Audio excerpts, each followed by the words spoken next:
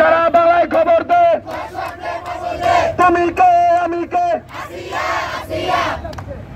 দেশের বিভিন্ন স্থানে শিশুসহ ক্রমাগত ধর্ষণের বিচারের দাবিতে বিক্ষোভ সমাবেশ ও মানববন্ধন কর্মসূচি পালন করেছে টাঙ্গাইলের কালিহাতী উপজেলার এলেঙ্গা পৌর এলাকার ছাত্র জনতা। আজ রবিবার বিকেলে ঢাকা যমুনা সেতু মহাসড়কের উত্তরবঙ্গের প্রবেশদ্বার এলেঙ্গা বাসস্ট্যান্ডে বিক্ষোভ সমাবেশ ও মানববন্ধন কর্মসূচি পালন করা হয়।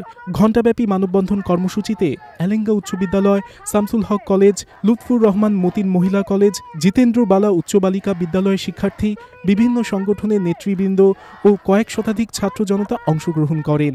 এ সময় তারা তুমি কে আমি কে, আসিয়া আসিয়া, উই ওয়ান্ট জাস্টিস, ধর্ষকের ফাঁসি চাই স্লোগান দিতে থাকেন। তোমার বোন আমার বোন, আমি কে, we want justice, we want justice.